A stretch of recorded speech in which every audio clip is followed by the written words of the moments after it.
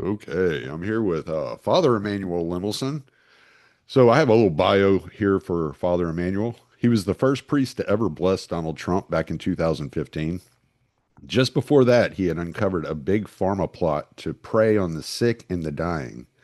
The drug industry and government then targeted him and, in their words, tried to silence him for good. After a 10-year unlawful prosecution and war, he was cleared of all fraud charges, and the government is now on the hook for his legal fees. The lead government prosecutor in his case called him a top hedge fund manager with top results in the world. He also is a Albanian Orthodox priest, activist, investor, creator of the Father Emmanuelson Emmanuel podcast, if I can speak, it is early, and author of the Against the World Substack. He is known to many as Mark Wahlberg's financial advisor on the HBO Max hit docuseries Wall Street. We have Father Emmanuel Lemelson here. How are you doing today, Father? Glory be to God, Thomas. I'm so happy to join your show. Thank you for the invitation and for Well, that very nice bio. thank you, Father. I've seen you. You've been on quite a few of my friend shows. You were just on Jay Burden's show not that long ago too, and he's a good buddy of mine. Yeah. Yeah, he's a good guy, Jay. I had such mic problems on that show. I'll tell you, it was painful. I was like, Jay, next time if there's a problem with the audio, you got to fix it before you go live. But oh well, no podcast is perfect. Right. Well, especially Live and mine. learn. I don't edit, so I just kind of like, all right, this is the conversation. Here you go, fellas. I think it's better that way. What do you think? I think I don't I worry too much about being like called out for like fraudulent kind of points of view and not being real with the audience. I think the audience if you're going to have a podcast and you're going to have a long-standing podcast, the audience wants to know who you are, and who everybody is comes with flaws and stumbles and audio issues and whatever. All these things happen and occur, and they really get to see the individual as you wade those waters and deal with all those struggles. And that's why blooper Yeah. reels are so fun, because you get to see the people react, and that Yeah. reaction a lot of times is funny. Yeah, it's true. Very true. Very true, Thomas. Good point. So I wanted to We talk to are only you. human at the end of the day. That's We can't change abs- what we are, right? We can only be who absolutely we are. Some people, even amongst clergy, believe it or not, try to be something more or maybe something less than they are. I don't know. But you can only be who you are. right. Yeah, in the online world is so weird because people get this. I Oh talked yeah. about this when I was discussing the White House event, and one of the MMA podcasters that puts out material weekly, Luke Thomas was calling out the UFC for getting in bed with weapons dealers and stuff like that. And I was like, well, the problem is not necessarily who they're getting in bed with and who's investing in the UFC. That's an issue all its own. But you were going on CNN to talk about this stuff, who's also getting the investing and donation funds from these same corporations that are promoting war.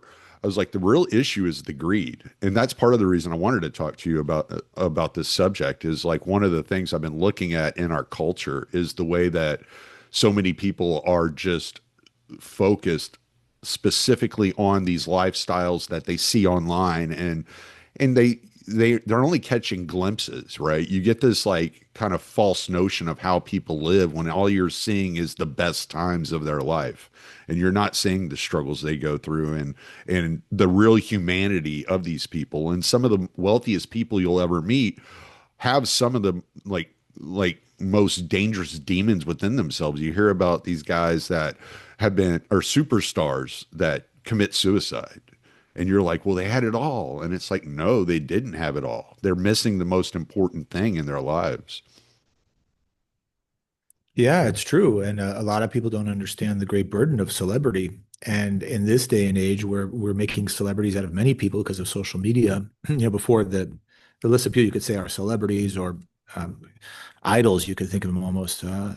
it used to be pretty finite, but now social media has people emerging out of nowhere who get access to millions of viewers that typically you'd have to be in Hollywood or something or on network TV to have that kind of viewership.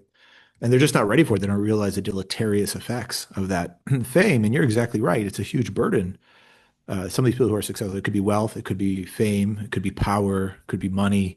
And ultimately, it is a tremendous burden. And people don't understand that. They just see, like you said, they just see these little slices of a public image and they think, that's what I want. I wish I had that. I wish I had that fame and that celebrity. But I just happen to know a lot of celebrities and wealthy and powerful people, and they struggle like anyone else. And they often have burdens that the average person doesn't realize that they contend with. Right.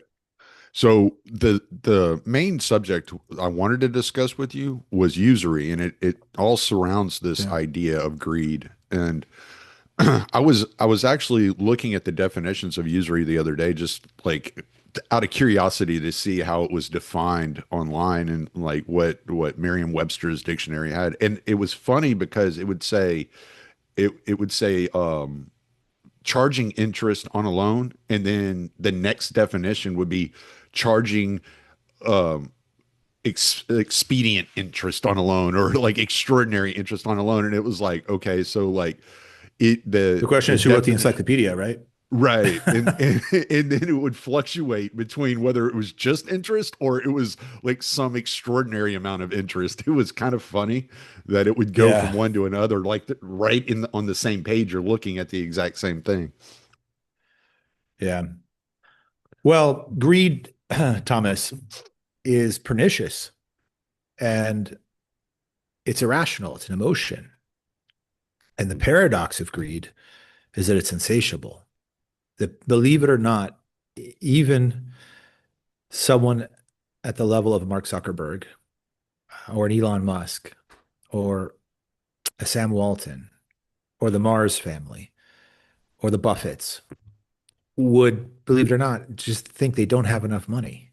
It's quite counterintuitive. You would think that if you got to a certain level, and every man does this for the most part, every man says, if I had just one more zero on my bank account, if I just hit this number, I'd be all set. But it never actually quite works out that way. The way it actually works out is that when they get to that number, they realize it's not enough and someone else has more. And it becomes a comparison game. And they say, well, if I just had that amount now, then I could do, if I had X, I could do Y. And it's all that's irrational. You totally lose sight of your purpose in life. So when we hear in scriptures that the root of all kinds of evil is the love of money, that's as accurate and truthful as it gets, actually. And, in terms of usury, I think of the scripture from Proverbs 22:7. It says, the borrower is a slave to the lender. Think about that. Slave.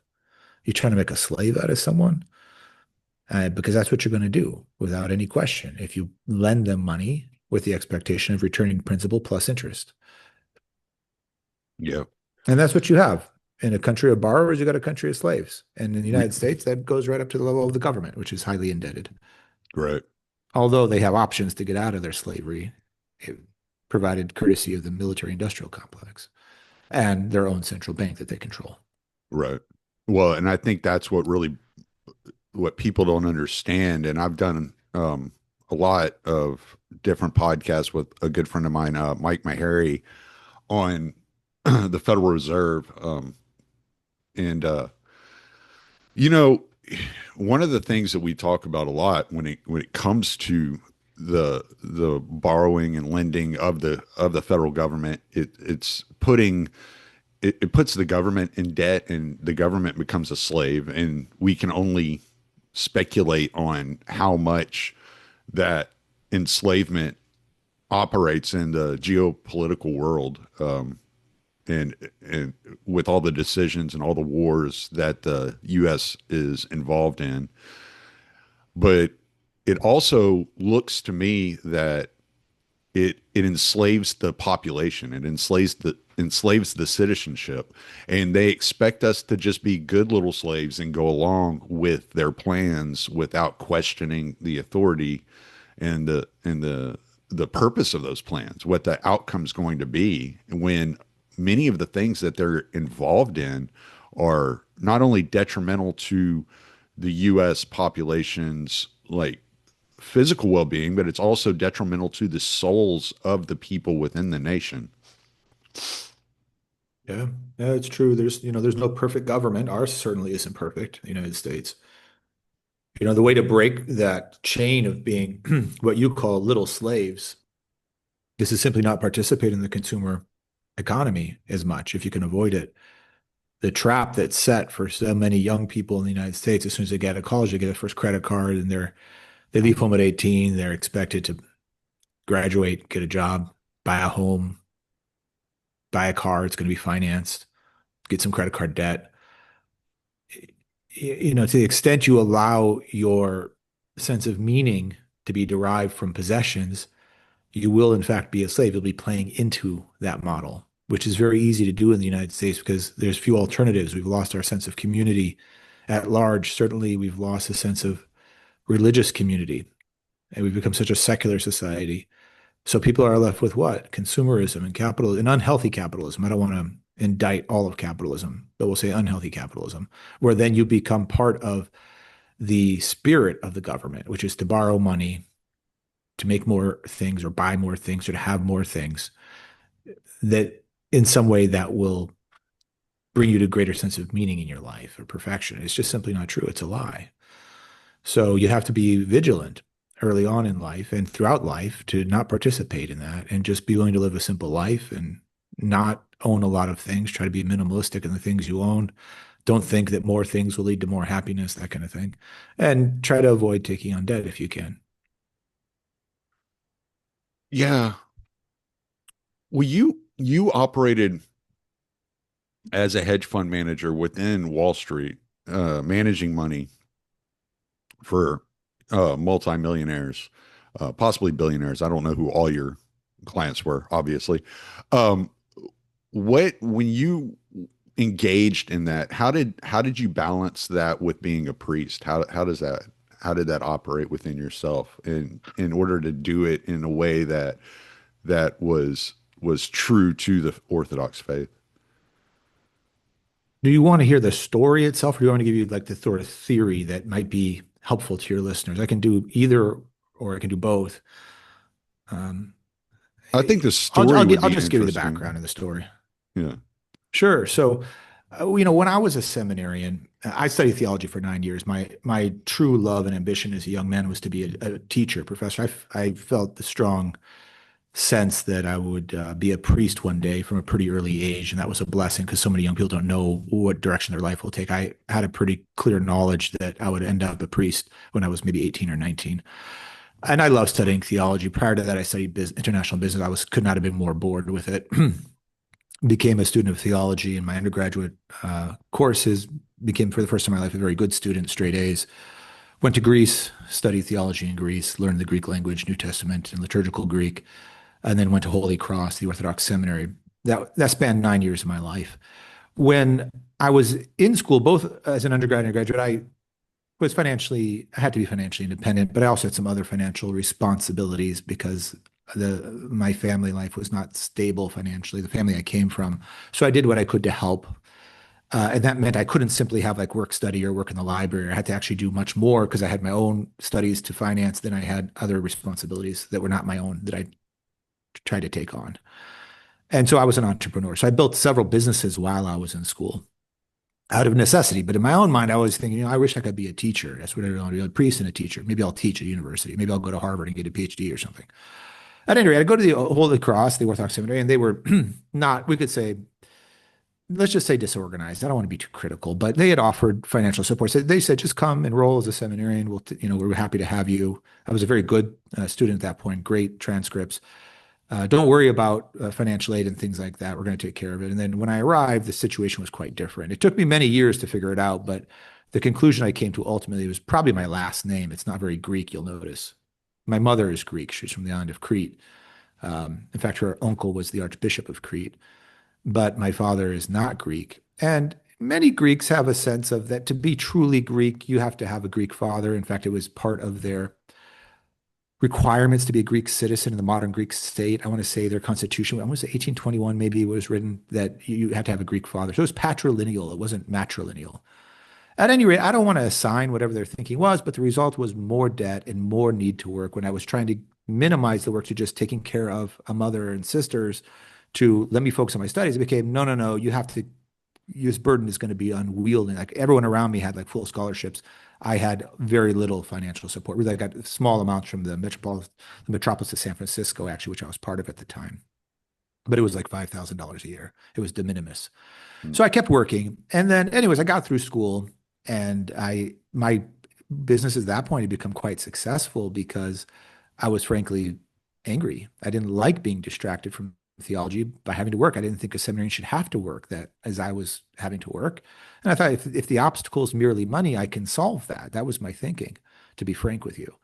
At any rate, 4 years goes by, I finish my MDiv, I graduate, and the local hierarch, Metropolitan Methodius, said, well, get your dossier together. I'm going to ordain you. And I said, well, Your Eminence, thank you, but I'm really, I don't feel like I'm ready. I'm not really worthy. I knew it was true. I didn't really feel ready or worthy. Although I already was on track to be married for my second year. I met my wife early on and knew immediately I'd marry her. I got married within a year of graduating. I just didn't feel worthy of the priesthood. And so I spent 8 years working and I built even bigger companies during that time. And when the great financial crisis came, Tommy, it was a chance for inflection because I was watching things happen in our economy I had not seen or had not been seen for, let's say, almost 100 years since 1929. Mm. We saw the collapse of Lehman Brothers and Washington Mutual retail banks. We saw massive fraud across the financial world. And it really struck me as odd that the really shrewd investors, they didn't look stressed out. So a lot of people were stressed out. Millions of Americans were losing their home to foreclosure. 60 million titles to US properties were contaminated by mortgage securitization fraud, which I would later go on to write about, by the way. And it got me thinking, what is it? This is a very different skill. Allocating capital is quite different than building an operation, which I had been doing hitherto. I had a concept of capital markets, especially growing up in the Seattle area, because at the time it had more millionaires per capita than anywhere in the country because of companies the likes of Amazon, Starbucks, Boeing, and so forth. All were Pacific Northwest companies, which is where I had been living until I went to Holy Cross. But I didn't really have a clear framework for it. At any rate, I really took an interest in a school of thought known as value investing. And the sort of, we could say, intellectual godfather of that movement was a man named Benjamin Graham. He was the mentor of Warren Buffett. And I read his work and I was just, struck by it. I said, how could this be? I always sort of thought in those ways, but nobody really clarified it for me. I thought in those ways when I was building companies, but never was able to get it so clear in my mind the way Ben Graham was explaining in his seminal work, The Intelligent Investor. And at first, I put the book down and I thought, I'm so arrogant for thinking that I know all of this because he's the dean of Wall Street. That was his moniker. He was he was the mentor to Warren Buffett, the greatest investor of our time. But eventually, I picked the book back up like 6 months later and I read it cover to cover. Then I read his other seminal work called Security Analysis. And then I started reading all the essays of Warren Buffett. And the question I asked myself was the question you are asking now, which is, how does this comport with a Christian framework? It became really important for me because I thought these guys are just killing it. I mean, they're beating the market. They're beating everybody. Like they're in a really small club. They're getting like 20% annualized returns. But they're either agnostic like Buffett or they're Jewish like Graham. There were no prominent Christian allocators. And yet every parish I went to was passing a basket. And part of what got passed in the basket went to the metropolis. And part of what went to the metropolis went to the archdiocese. And part of what went to the archdiocese went to the patriarchate. And there was a flow of money. And my question was, if we're collecting all this money, are we good stewards over it? Can we tell the yayas, the grandmas who put their 20 or their 50 or their 100 in the basket that we're going to be good stewards? Because a lot of what I saw in the church was actually mismanagement. And it's certainly true of the Catholic Church as well. Actually, if we have something that could really use improvement in the Orthodox circles, it's to be better fiscal stewards. So I very much had the same questions as you, Tommy. Now, around that time, 2009, I also took a great interest in fraud. And I began to write articles on mortgage securitization fraud. I didn't think those articles were very good, but they wound up being published all over the country. Some of them had like probably, I don't know, 500,000 or 1 million reads. And I was just captivated that there was so much fraud on Wall Street and that it was going unpunished. And some of those articles, you can still find them today on my blog, my old blog called mvona.com. And I would analyze these frauds. It was so obvious the fraud that was engaged. And then I would see people like Buffett, who was a really the epitome of a great investor, but he would get up in front of Congress and he would say things that I thought he knew he was making false statements. He would say, well, the housing crisis was caused by too many homeowners getting greedy and buying more house than they could afford. Well, I don't think he really believed that. The housing crisis was caused by these guys from Ivy League schools who were engineering synthetic products to prey on just the average blue collar American who did want to own a home, and they were leading them into fraud, not unlike Proverbs 22:7, which we quoted earlier, the borrower shall become the slave to the lender.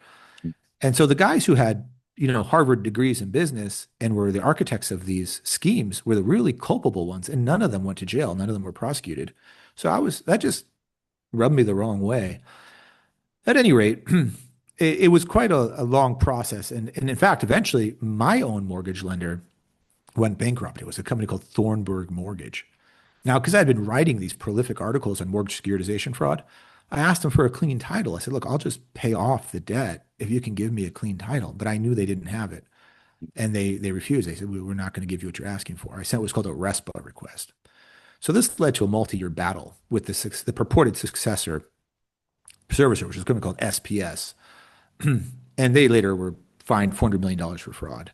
At any rate, it wound up being a windfall victory for me. I think it resulted in, I want to say 1.9 million ultimately was our gain on that by challenging their fraud. But I thought, what a pain in the neck. I'll just say neck for now. Going to court, challenging all this fraud. I'm like, if I'm going to analyze fraud, I might as well just analyze it in public markets where everyone can benefit from it versus on a discrete level. So then I began to turn my attention to public markets and analyzing securities. And I thought, maybe I'm the most arrogant guy in the world. That's a possibility. But if I write my articles out and I publish them, Thomas, I'll be outed as an arrogant person because Wall Street does not attract the Mother Teresa crowd, right? You don't go to Wall Street and you find all these really humble guys who are like, they have their Koboskini and they're praying the Jesus prayer and they're seeking humility. It's a playground for megalomaniacs, actually. And so I thought maybe I'm in that club and my research isn't very good, but if I publish it publicly, it'll be open to public scrutiny and people can show me where I'm wrong. And then if the returns aren't good, then I'll be outed, right? Just another arrogant guy on Wall Street. Right. So I began to publish prolifically. Now that's quite unique for a fund manager. I wasn't a fund manager yet, by the way, but it's quite unique because people typically, even though we seek transparency, usually funds, alternative investment funds like hedge funds, are black boxes. Am I boring you yet, Thomas? No, Is this too you're much good. detail? No, Oh, I'm enjoying okay. this. Stop me if I talk too much. No, you're good. So I'm like, why are hedge funds a black box? Because you know what? RMBSs, residential mortgage-backed securities, those were black boxes too until everything blew up.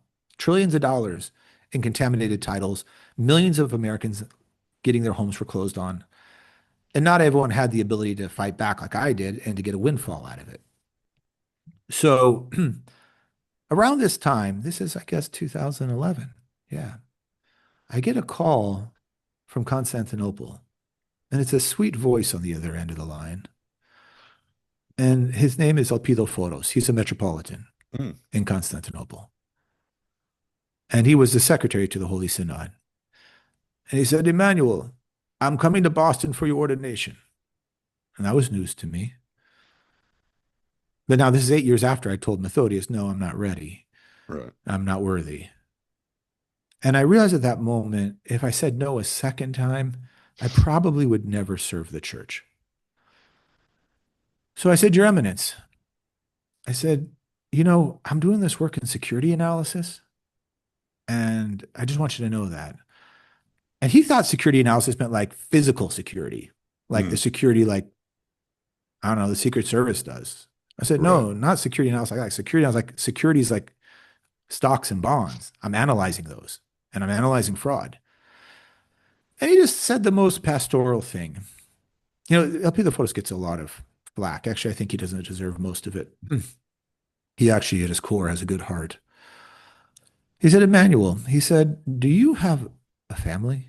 I said, yes. He said, do you serve the church? I said, yeah, of course. I served the church my whole adult life. He said, do you get any pay from the church? I said, no. No, I don't get paid from the church. Never asked for anything, never was offered anything. He said, then why don't you just keep doing your work? I was like, no kidding. He's like, yeah. I'm like, okay, famous last words. Be careful what you ask for.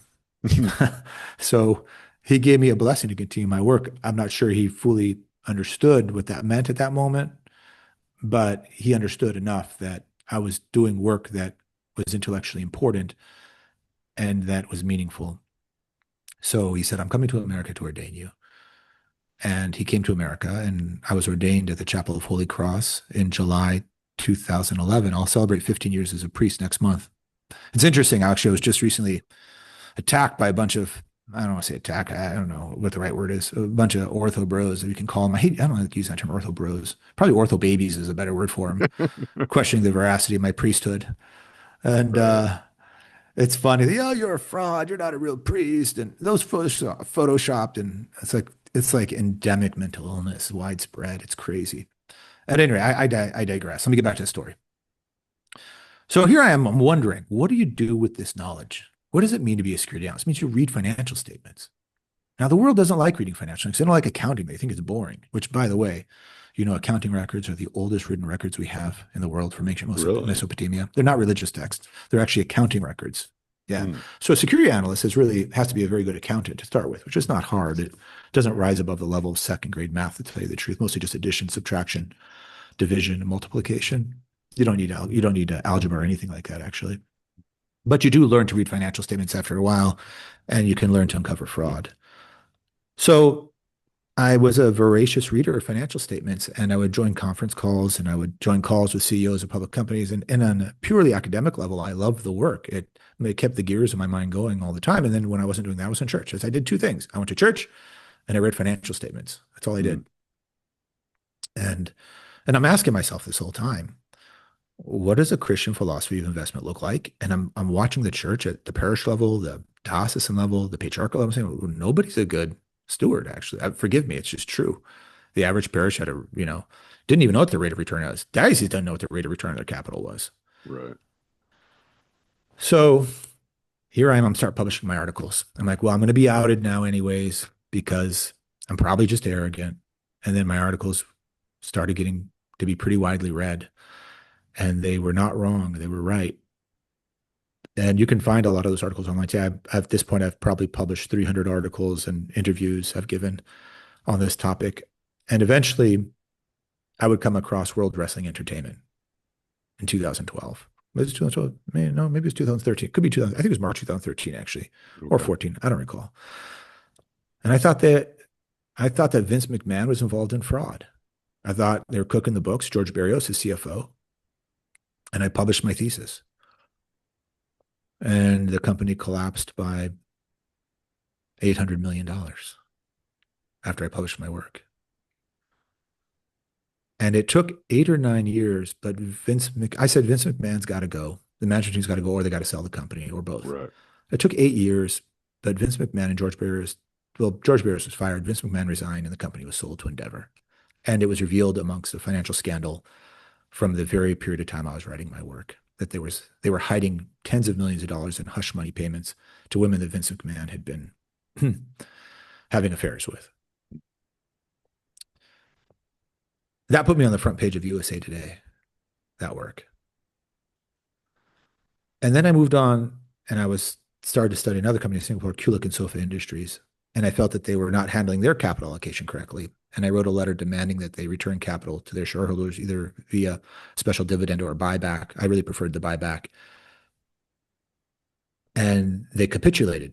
And the stock surged by $100 million when I released my public letter. And they issued the buyback. I think maybe 2, 3 months later, they issued the buyback exactly as I called for. And then I came across Ligand Pharmaceuticals, this pharmaceutical company in Southern California. A lot of a lot of darkness comes out of Southern California, actually. Now that I think about it, a lot of fraud. And as I studied this company, nothing added up. I couldn't follow the money trail. Like there's three types of financial statement. There's an income statement, a balance sheet, a statement of cash flows. And the statement of cash flow is the most true unless there is impropriety involved. A balance sheet is as true but can be manipulated, and a statement of income can be completely manipulated. So in Hmm. terms of the three, income statement, most manipulated, balance sheet, much less manipulated, but still manipulatable, statement of cash flow cannot be manipulated, sans fraud. You got that? Yes, sir. So I come across Ligand and I'm like, none of this adds up. From an accounting perspective, I think it's a big fraud. So I start publishing my work, 56 pages of reports. But this one feels different. I publish it. The company loses $500 million when I publish my report in market capitalization. Mm, I basically kick them over, just like WWE. right. But there's something feels different. There's silence from the company. Nobody says anything. Nobody refutes my reports.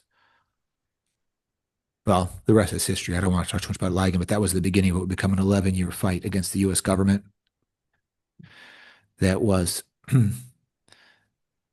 collaborating, it was Mm, commiserating, that was working together secretly with the big pharma. There were corrupt politicians involved. People would eventually go to jail.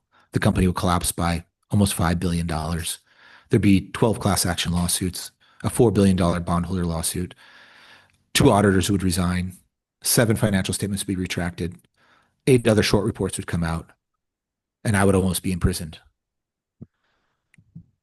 Now, you ask about a priest in public markets, and my question to you, Tommy, is: are you talking about usury, lending money for interest to return interest? Are you talking about owning equity, which is to own a productive asset? Or are you talking about revealing fraud? Because those are three different things. right. And I find that most people are very quick to pin the tail on the donkey and say, "How could Father Emmanuel work on Wall Street? It's so corrupt." Well, we agree on it being corrupt.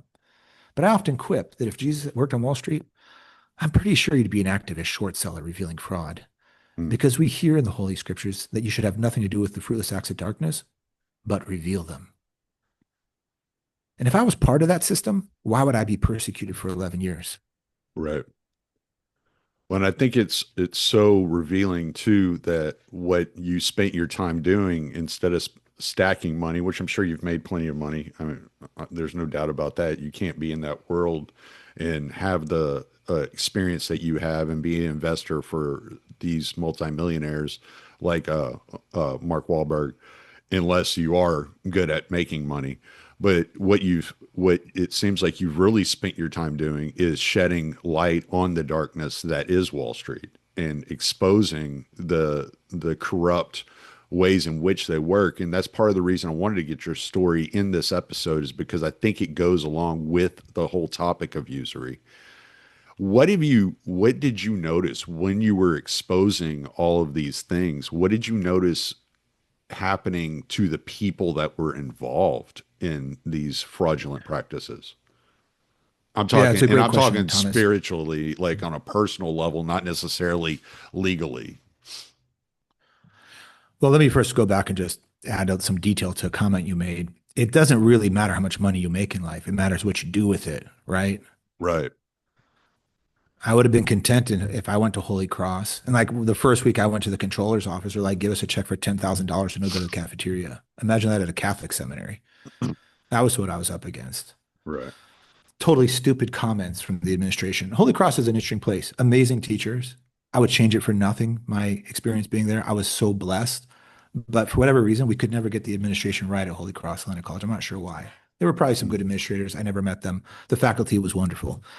But I was backed into a situation where I had to use the gifts God gave me, which I didn't. I guess it was God's will. I don't regret it, but it's not the way I saw my life working out. But I would just add again, it's not how much money you make, it matters what you do with it. Until I got married, I'm talking mid to late 20s, I'm pretty sure I gave away every penny I ever earned, just to be clear. Mm, I just want to put that on the record. I don't know too many people who can say that exactly. Usually people who stack money or stack gold, or they have a hoarding mentality. I don't think I ever had a hoarding mentality with money or anything else. right. And the irony is that I always found the more you gave away, the more you less you cared about it, the more detached you were, the more you made actually. That's the irony. Mm, At any rate, getting back to your question, what happens to these people who succumb to their darker angels of greed? Is that the question? yes. They lose their humanity, is the answer. When the gospel says you can't serve two masters, God and mammon, just take it at face value. It's the word of God. You really can't serve two masters. So there's a temptation. And I think at the root of that temptation, brother, is this idea that if you have enough financial wherewithal, you can insulate yourself from pain and suffering in this world. But that is not true. And it shouldn't even be your objective to insulate yourself from pain and suffering in this world. We're not masochists. We don't seek suffering and pain. There'll be enough that's out of our control.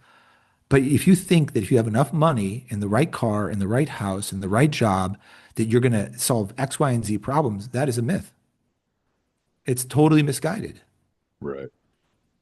So for me, my work in capital markets was very academic. The investors who approached me initially, I had worked for free for 3 years. I'm going to repeat that. I worked for free for 3 years. They said, Father, we're making so much money off you and you have a family. Would you please start a fund so we can pay you?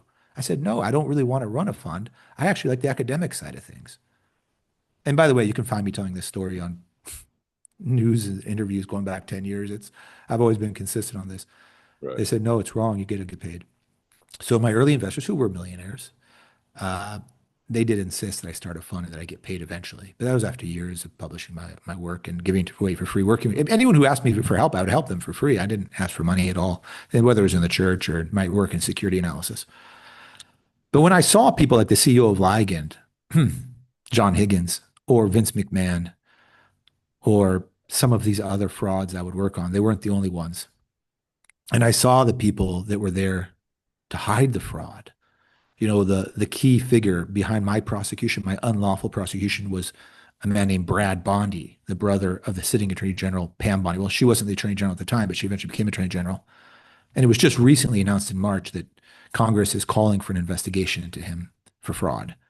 Another corrupt politician behind my unlawful prosecution, a man named Duncan Hunter, Congressman Duncan Hunter, he was removed from Congress and pled guilty to felony charges. Another guy named Michael Lucarelli, who was an insider with the IR firm that lied to get me prosecuted, I went to jail for insider trading. The hedge funds that were long the Ligand fraud while I was short, they collapsed and went out of business. A company called Cardinal Capital. You can look up all this if you want. I, I have seen these people and looked in their eyes in depositions in courtroom. It's dark. You know, Thomas, if you want to see the ugly, seedy underbelly of Wall Street, expose their secrets. Hmm. And I would tell you the same thing about the institutional church. If you want to see the ugly, seedy underbelly of the so-called church, which is not the church we know and love, the visible church, just expose its fraud. And you'll see the demons come out as well because they don't like the light. What's what's amazing is this is a subject that people don't want to talk about, and I don't know. I think it's because it's hard for them to identify how what how corrupt and rotten a person becomes when you see a drug addict or an alcoholic or you know that's abandoned all responsibility and thrown their life away and are living on the street. It's very easy to identify that the problems that that person has. But when you see somebody who's possessed by this love of money, that's willing to sell their soul for wealth and fortune and fame, it you don't get that same physical like eminence, not eminence, but like expression, I guess would be the word. You don't get that same physical expression of this dark side of that person, and it becomes it's much more internalized, and therefore you get the situations like when you're sitting in these depositions and you're looking across at these people, and that dark residence is coming out of them. It's something. That's It's exactly right, just Thomas. it's not such a physical manifestation if that's the right way to look at it. It's very interesting because people think they have it all together. They're so buttoned up and tidy. Their lives are seem to be in such good order, but really within their souls, they're just as tortured as everyone else. No, they're often more tortured, I would say. It's the drug addict, the poor, the downtrodden, the marginalized, those who are excluded from society that I typically listen to, and they sound like prophets to me. I'll be honest with you. I think if we are going to cast stones at those who struggle with the outward sins, let's call them, of addiction, Right. those are the least serious ones by far. The most serious sins are the ones that take place in our heart that nobody can see. And it's not just greed, it can be lust, And the most significant of all, of course, is pride because it's totally self-blinding. And it can mislead many, many people for a long time. A man who looks outwardly righteous has all the accoutrements of a righteous life, even a Christian righteous life, might be the most deceptive of all.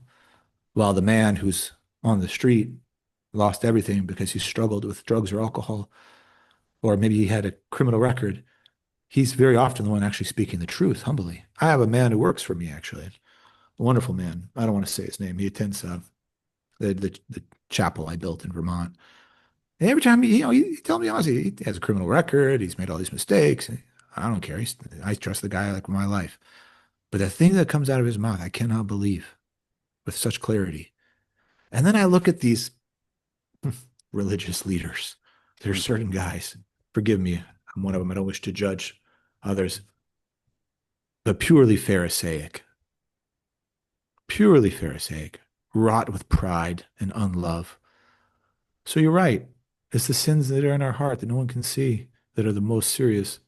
We don't have the Catholic concept of venial sins and deadly sins. That's a completely incorrect theology that Catholics have adopted because the truth is that all sin leads to spiritual death. But they are more serious as they become less material and less obvious. So the most obvious ones, even like the sexual sins, right? That people are so easy to go, oh, the OnlyFans girls, how, the Ortho Bro crowd jumps in to attack them. And it's quite remarkable, their righteousness.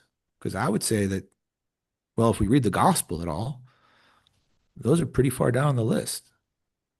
Not that they're right, they're sins. Right. Yeah. But we can't turn away from the fact that Christ consistently defended those who were caught in sexual immorality. I had this exchange with this fellow, David Patrick Henry, on X, this young man. He seems to be quite satisfied with himself. I don't guess he's been Orthodox for 5 or 6 years now and sort of self-styled academic. And I look at who is this guy? He kind of looks like the Orthodox clavicular, very well maintained. Probably, I don't know, probably gets manicures, pedicures. I don't know who does every, effeminate thing you can think of. The guy looks like I don't want to say, this is horrible. I want to say, but he's kind of a pretty boy. I say, who is this guy? I look him up. He's on the Whatever podcast debating a bunch of little girls from OnlyFans. And then I said, what is the Whatever podcast? Turns out it's a feeder, it's a pipeline, it's a funnel to OnlyFans to generate more revenue for him. I said, who is this clown? He shows up. He's profiting off OnlyFans girls. He's a self-styled Orthodox polemicist and apologist. What the hell is he doing?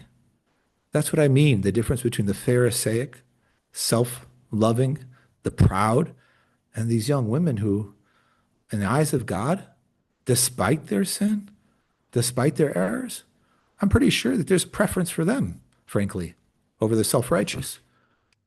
Mm. Yeah, I've seen some I clips. hope he's not your friend, by the way. I don't know If I him. offended you in any I've way, never forgive met me. him. No, no offense. I have never met him. I've seen some of his stuff, I don't but think I don't think you're missing much. Don't worry. but I have seen that there have been I think Andrew Wilson was the first of the Orthodox kind of public Is he Orthodox, personality. Andrew? Is he the host? Is he Orthodox? He's not the host. He's one of he goes on there all the time though. I think him and his wife were Okay. just on there together debating somebody on crystals, and she was talking about crystals for healing and stuff, and they were debating her. I don't really keep up with that podcast, but I know what podcast you're talking about. And I think the defense that they would give of themselves just would be that if these people are spreading this type of debauchery into society, then somebody needs to be out there on the same platform defending the pious side of life. So that's kind of, I think that's kind of the way they look at it, that Brother, when you're truly somebody needs to be pious, you don't doing have to it. defend it. A way of life defends it for itself. Your way of life is your homily. Right. And you're going to It, go out there and defend the pious Orthodox perspective on piety after you've been Orthodox for what, 5 years? Are you kidding me? right. Right. And it And then like you're going to do it some in a way like, that's funneling more money to OnlyFans. yeah, There's a see, I money wasn't trail aware of every that. time, Yeah. Thomas. Yeah. I wasn't aware Yeah, of there's that. a money trail every time. You think these guys are going to have the goodness of their hearts? They're like, how am I going to pay my mortgage? That's what they're thinking about. Yeah. They're not doing it Yeah. out of the goodness of their hearts. Well, and it's like Get what a little gray hair before you go out there and talk about Orthodox piety. How about that? How about wait till you're a little older than 28 years old and you just converted after your psychedelic journey into enlightenment? And you know, all these guys are on psychedelics too. Oh, are they? You kidding me? Heal yourself first. Right. Yeah, Yeah. absolutely. Well, and I think what Does you're the Jay saying, Dyer aesthetic look to like traditional orthodoxy to you? Or does that look like psychedelics? I don't know. I don't guess I ever really thought about Well, it. think about it. How often do we go into a church and we see a pink neon flamingo and people wearing Okay. sunglasses? And who wears sunglasses during the day? People whose eyesight is sensitive from drug use. That's who wears Right. sunglasses all day long. You don't know that? Everybody knows that. Yeah. Look No. at David Patrick Henry's own biography. He talks about his experience with psychedelics. These guys aren't in a position to judge anybody or defend anything. That's their Right. arrogance and pride. Mm. Who the hell do they think they are? Well, and it's like I think what you're getting at, I think, is a good point because it's something that I've been trying to talk about, and I ran across the quote by Saint Seraphim of Sarov, which is like acquire the soul of peace and save thousands around you. And I think that's what I try to hammer home on my shows is that look, like we can point the finger at all these different things, but really what's going to make a difference is changing yourself. And you change yourself, you change the world around you as the experience of you is changed. And so the world will experience you, and then the world begins to change around you because of the love that you have for Christ, not because of the material well-being or your righteousness that you're defending, publicly. That's not the way it works. Yeah, that's true, Thomas. And I think that also the church provides for many types. It's like the military, we have different people playing different roles. There's a role for polemicists and apologists. There always has been. Look at Justin Martyr and other saints of the church who paid a price for defending the faith. But I would say if you're looking for the true apologist and the true polemicist, look for the cross. If you can't find a cross right off the bat that they're carrying, you don't have a real apologist on your hands. Mm. Apologist means apologia in Greek. Apologia, to defend the faith, right? Mm. Martyria, martyrdom is witness. What do you think? Why do we don't say witness in English? We say martyr. Right. Just look for where's Jay Dyer's cross exactly? Where's David Patrick Henry's? They look like they're barely out of puberty in the case of David Patrick Henry. I mean, are you kidding? Like, this is not orthodoxy. Full stop. This is a joke. Yeah.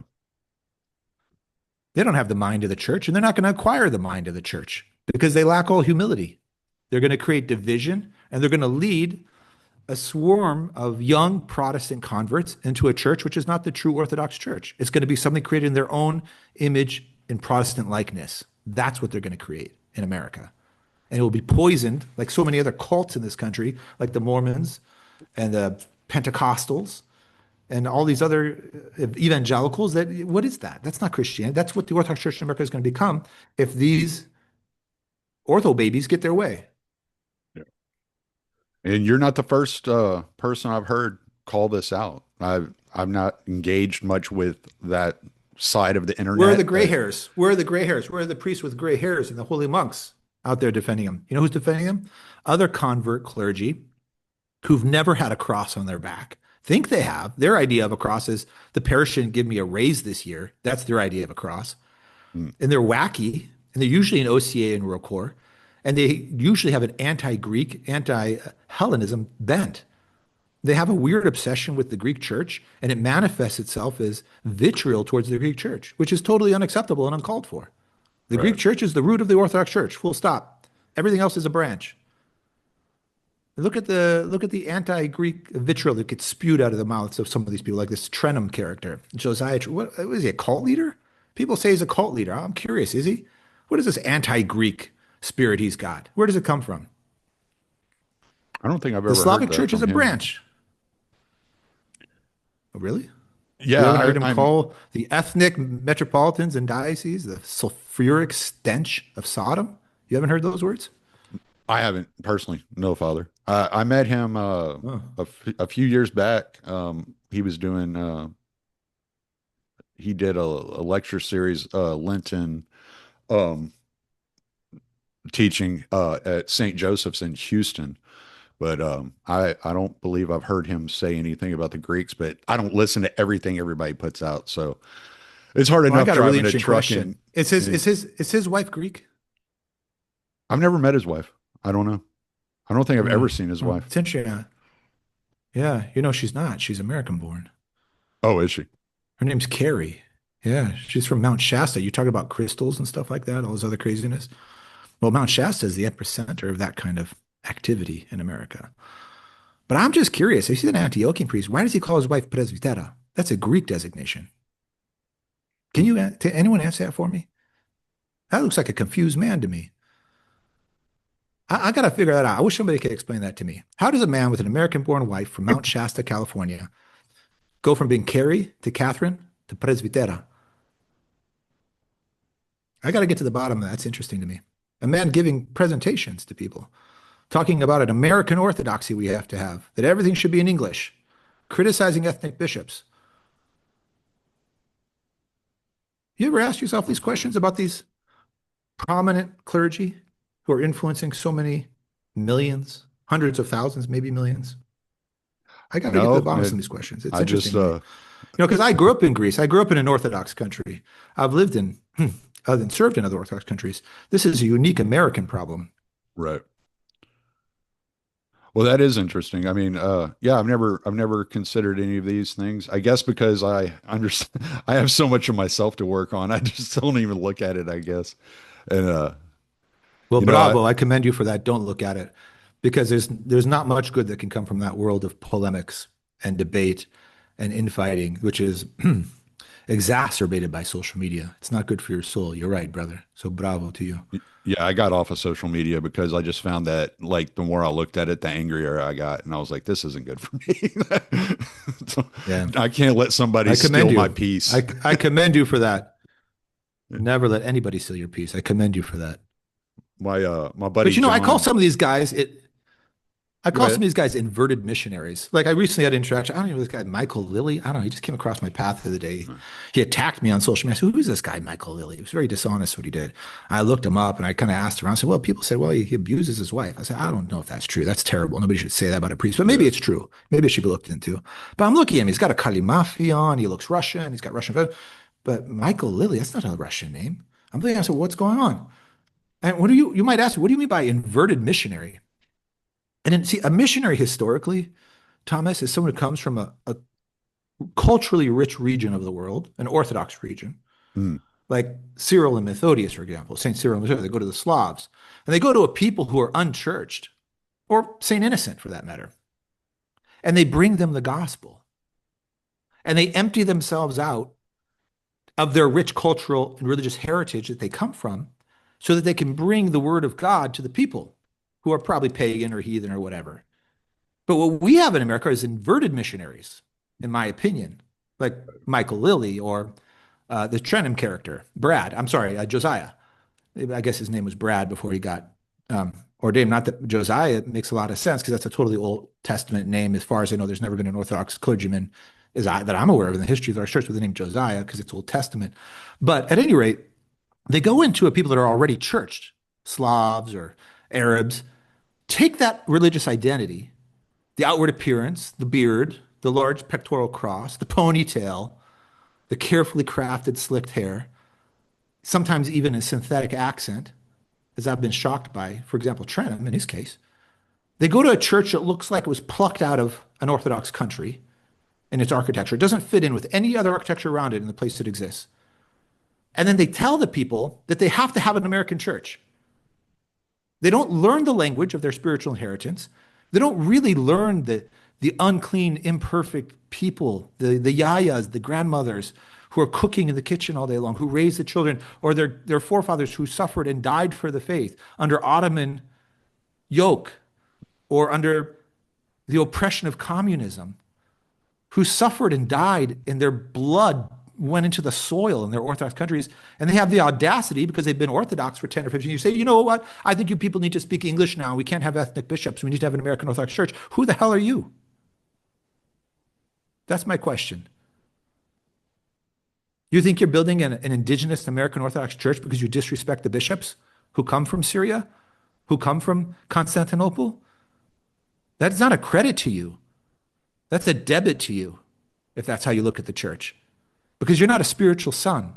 Even though you might wear a cassock and you might wear a gigantic pectoral cross and you might speak in your fake accent, that doesn't make you a spiritual son of Orthodoxy. If you can't be a son first, you can't be a father, a true father. And that's where we're headed in America, with an incipient arrogance and a latent Protestant mindset. And it will mislead many, many people. It's already misleading many, many people. I did hear somebody talking about this the other day. I can't remember who it was.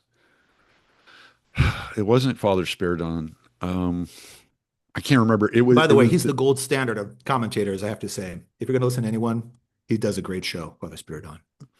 oh, I love listening to his reflections. I've Truly, I've yeah, humble I've man. talked to Buck about trying to get him on his show, but from what I understand, he doesn't do interviews. But if he could, if I could choose any show for him to go on, I would love to hear Buck ask him questions, especially about his book. Was it Orthodoxy and the Empire of Satan or something like that? I can't remember what it's called. I have it sitting over there on this bookshelf, but I can't see it. Great, great title. Great title for a book. But yeah, but I don't think it was him. It was somebody else. They were talking about what you're talking about, and they're saying it's a good thing. And I'd like to hear what you have to say about this. It's a good thing that the Orthodox Church of America did not become the American church, and that we already had like the roots of like Greek Orthodox and the Antiochians here in the U.S. to continue that tradition of those archdioceses, because the Orthodox the Church of America would inevitably Protestantize Orthodoxy in America if it weren't for No, no question about it. The Legionnaire Conference, which ultimately cost Archbishop Yakovos his role, was premature. The patriarch was right. You know, people like to attack Patriarch Bartholomew, and they don't want to give him credit for where he's right, but he was right. The Mm, Legionnaire Conference was wrong. And in terms of the OCA, give me a break. Why are you wearing Russian Kalimafi if you're so American? mm, I asked that some of their hierarchs. They're very proud people. I asked this hierarch, I said, you tell me you're American, you're OCA. Well, why are you dressed like a Russian? You know why? Because there is no American ethnos. Orthodoxy exists in an ethnos and an right. ethnicity. Can you tell me, Thomas, what the American ethnicity is or the American culture? Because it's not fair. We have to have an American church for us Americans. Which Americans? Is Yeah. it the exploding Muslims in Michigan, who each woman has 6 children? Is it the exploding Hindu population in Texas? The Yeah. tech crowd moving in from India, hand over fist? Look, between 1950 and the early 2000s, we had the majority of our Orthodox population come from Europe, excuse me, from Eastern Europe and the Middle East with the Arab Spring. But what's going on demographically right now in America is not conducive to an American ethnos or culture. It's fragmenting far faster than it ever did. Before, we had an ethnos in America. It was largely Christian, largely white, largely European based. And there was some uniformity. You might have been able to establish at some point in the future along that line a truly indigenous American church. Tell me how that happens. Do you think the millions of Hindu Americans moving into America are going to suddenly be interested in Orthodoxy? I don't think so. I doubt it. We went from what, 0.5% of the population of America to a little bit under 1%. And you have all of these ortho bros. And I say, America's going to be Orthodox because we got a little bit less than another 0.5% of the population, which is questionable if they're even Orthodox. Well, they're fascinated mostly with the outward appearance of Orthodoxy. Glory be to God. I'm glad they came to the church. But you're looking at least 10 years before they start to even begin to understand the mind of the church. I was baptized as a child into Orthodoxy. I'm 50. I might just now beginning to start to understand the true mind of the church. And you're telling me you've been in the church for 27 days and you've got a podcast, you're going to be doing apologetics next. Right. It's insanity. The churches are Yeah. becoming unrecognizable. And then, oh, we're going to have an American. What ethnos is it going to be put into, Thomas? That's why you have an OCA that walks around saying they're American, but look, act, and talk and emulate Russian culture because they know that you can't have orthodoxy without an ethnicity. It's not to exclude and destroy ethnicity. That's not what orthodoxy does. That's not what the Pentecostal event is. The Pentecostal event is recognizing and overcoming the diversity for true unity in Christ. It's not eliminating. You know who eliminates ethnicity? Globalists. Hmm. If you're not careful, you're going to have an orthodoxy in America that's propounding a globalist ideology, and we already do. Right. So this is something I had talked about with my buddy Scott Horton. I don't know if you know who that is, but I've heard of the he name, yeah. he's an anti-war activist, host of a Scott Horton show. He's also the president CEO of Libertarian Institute, which is where my podcast is published. So we were talking about how manifest destiny that was spoken about by Jefferson had, once it hit the borders of the United States, it had to keep going. And so it turned the US into an empire. And what has happened is the United States government has inverted that manifest destiny and tried to globalize not only the world and turn the world into this American hegemony, but it's globalized the United States. And I've always made the point that when you first talked about the United States but prior to the Civil War, it was these United States. It was post Civil War that it became the United States, right? And it's because everybody looked at their individual state, whether it was Virginia, whether it was Louisiana, whether it was New York, as their nation. That was their country. And you had that ethnos at that time, but they've watered all that down post World War II. And so my wife's from South Africa.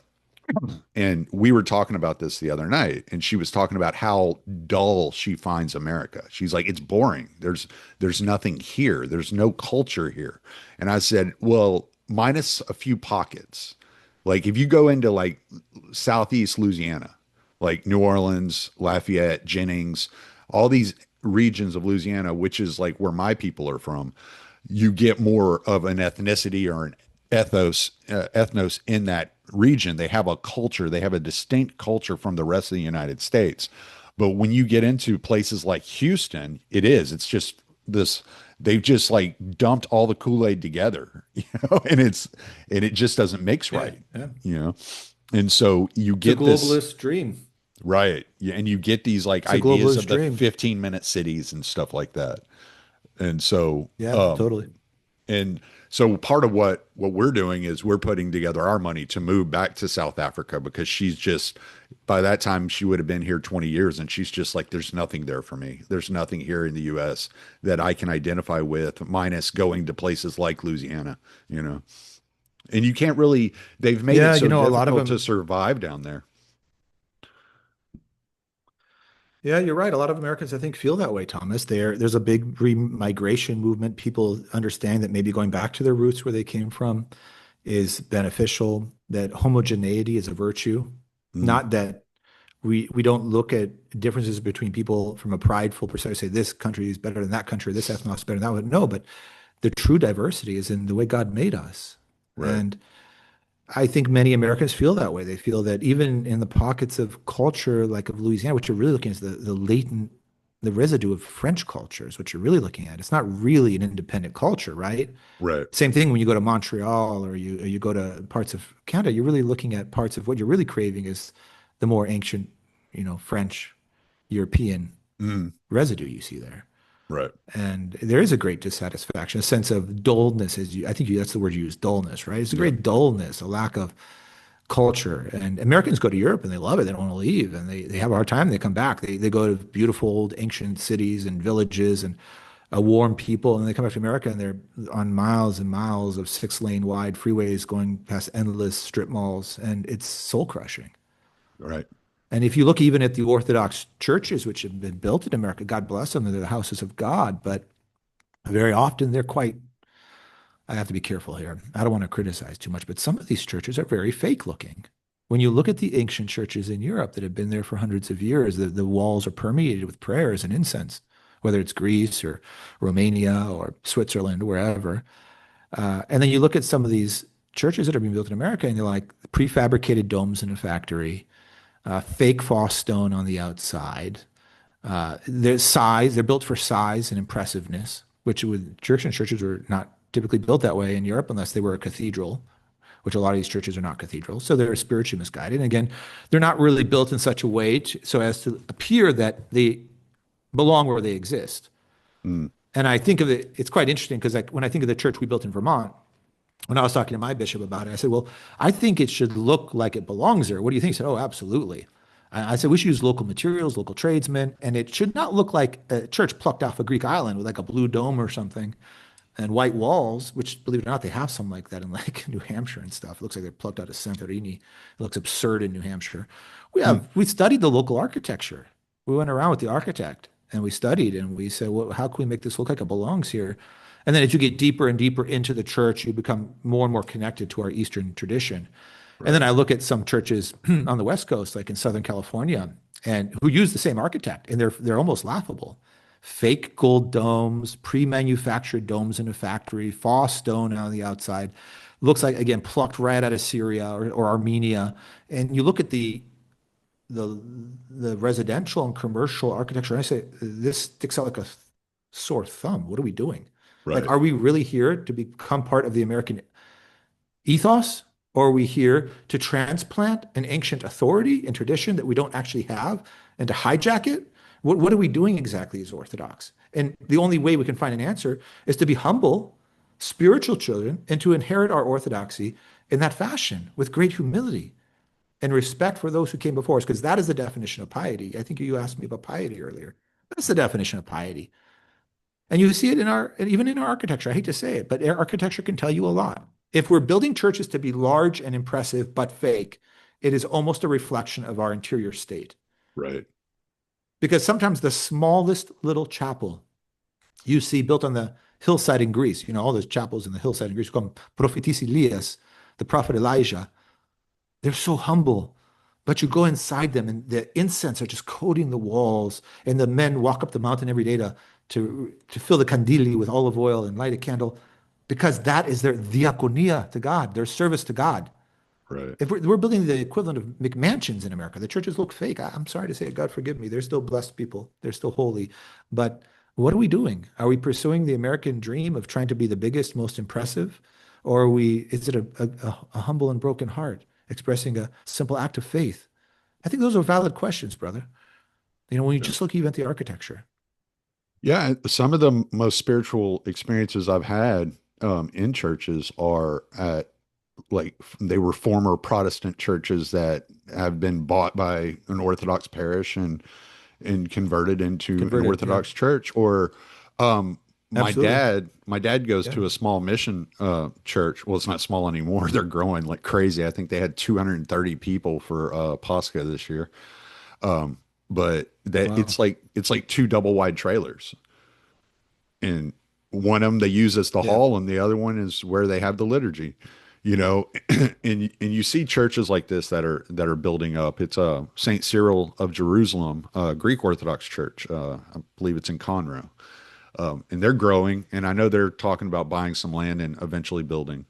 You know, but they have grown exponentially. You know, from a very small parish to this to exploding out the walls. They have to wire the liturgy into the hall because the hall is full of people and and the nave is full of people, so they can't Yeah. hold We the. got that. Glory be to God. We have that, Thomas. But you know, as Orthodox, we don't really, of course, we want the salvation of all souls. We want to evangelize the whole world if we Yep. can. That's the Pentecostal mandate, if you will. But we always have to be a little careful not to slip into an evangelical or Protestant mindset that it's about numbers, sheer numbers. Because Right. by that logic, you know, Charlie Kirk's memorial service is the winner, right? What, 100,000 people in the stadium.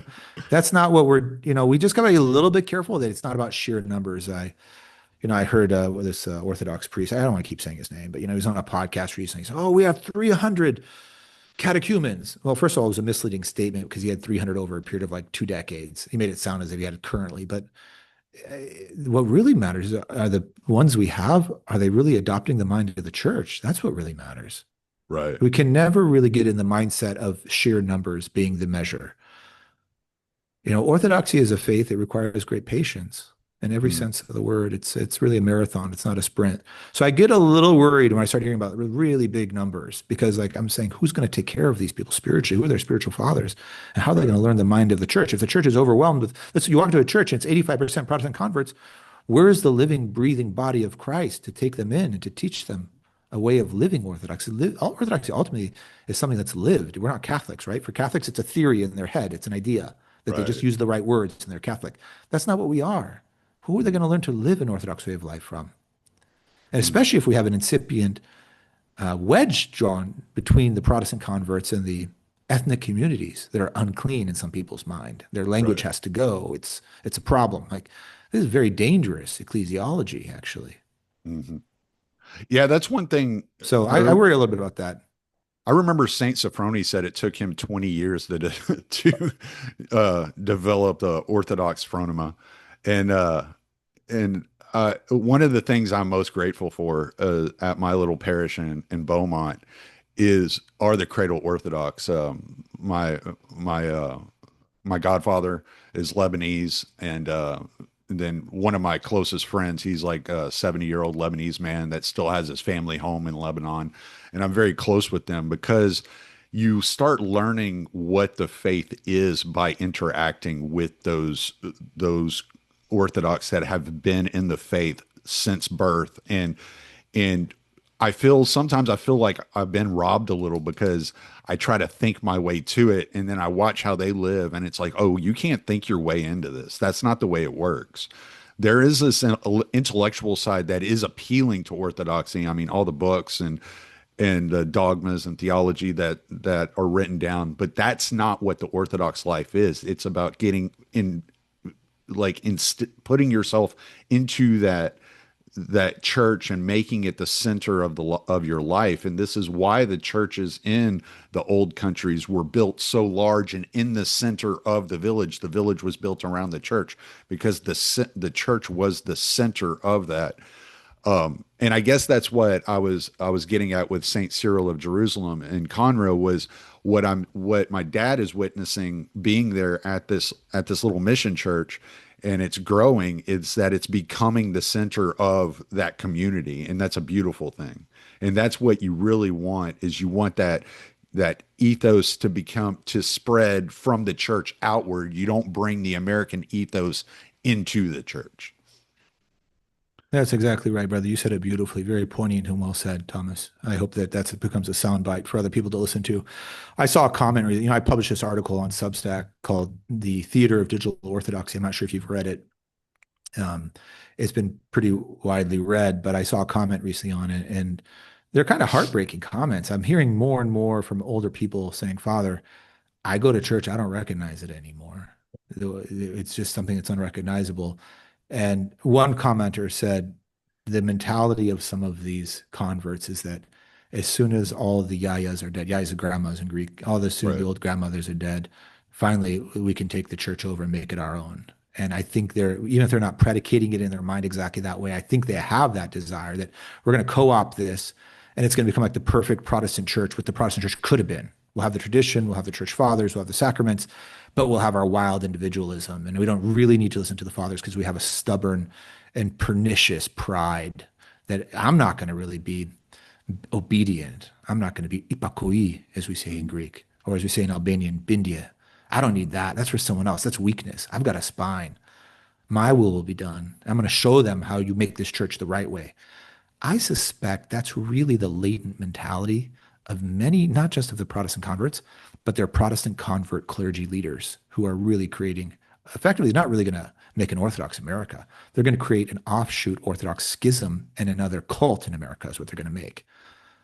One of the hardest things, you touched on it right there. One of the hardest things I've had to come to terms with is to rid my mind of this radical individuality. It's been very It's hard when you difficult grow up for in me. America. It's been very difficult for me to understand how to balance what do I ask a blessing for, and meeting with You know how you make it easy, brother? how's that? Pray for a good spiritual father.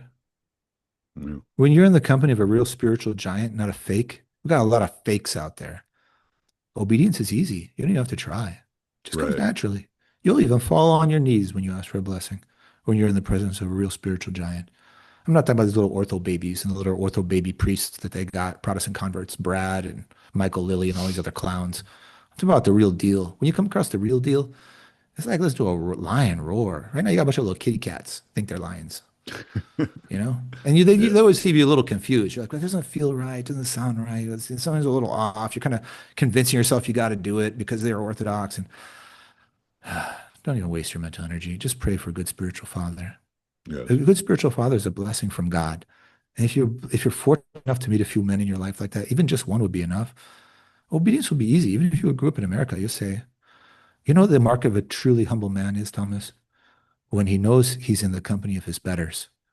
A fool is never in the company of his betters. He's at the top always. Mm, A truly humble man knows when he's in the company of his betters. And when you come across that, you see it's easy. Obedience, it was always so easy. right. So pray for a good spiritual father. That's the key. Really pray actually, Father, please, if you don't have a good spiritual father, God, please bring me a good spiritual, give me the eyes to see it when I recognize, so I can at least recognize it. Because there's so many voices out there, right? Everyone's got a podcast. Probably they shouldn't all have a voice. And the loudest voice is not the most meritorious one necessarily. And honestly, it's usually the overlooked one.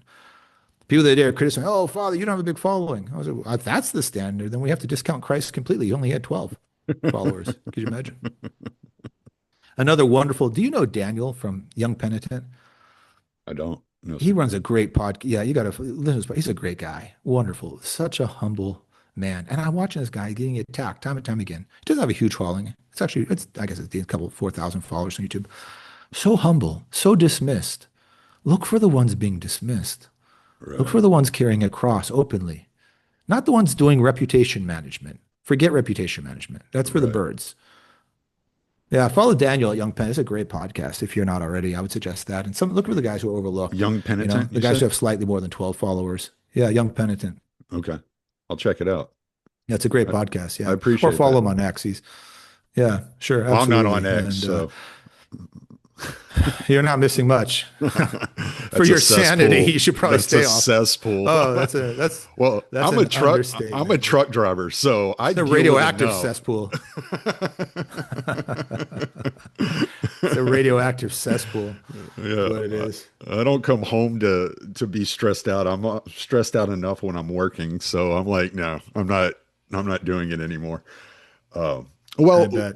this has been like the ultimate year zero podcast. I never stay on subject, and we went all over the place and we talked about all kinds of things, but it has been over an hour, and I know you do have other things to do, Father. So plug whatever you All got right, to brother. plug. Any last words for everybody, and plug your Substack and everything you got going on. I love your podcast. Let me just real quick your outro. That is that your wife on your podcast with you? Yeah, she hasn't left me yet, thank God. So yeah, she's still my wife. Well, she's like Yeah, my wife and your wife are like the ultimate badasses. Your wife slept with an AK-47. My wife living in South Africa mugged a mugger. So I got to meet your wife. That's wonderful. Yeah, you're right. They got a lot in common. She's tough as nails, my wife. I don't know, these Albanians, they got on their butt. Look what they're doing in their country. A million people in the streets.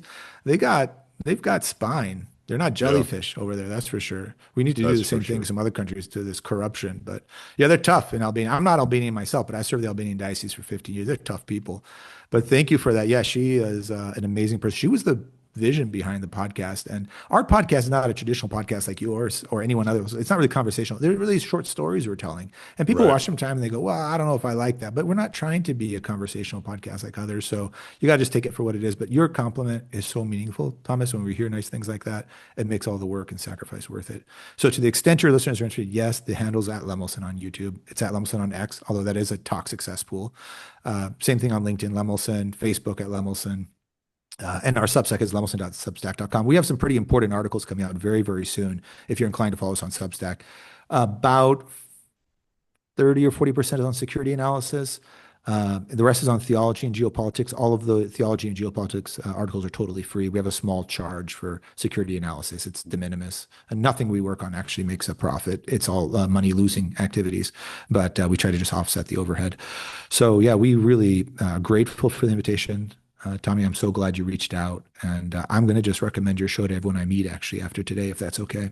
Yes, sir. That's fine. I appreciate that. And I hope to have you back on. There are plenty other subjects I'm sure we can get in trouble talking about. So we'll do that. Well, I'm in trouble all the time. Yeah. Are you sure you want to go on a roller coaster ride with me? Let's do I it. get in trouble all the time. Let's do it. Well, listen, I'll send you some links for the description too, if you're inclined to include them, That's great, Father. Yes, sir. I'll brother. put it in there. All right. Well, such a joy joining you. I hope you have a beautiful rest of your day. You too, Father. I'm going to stop the recording.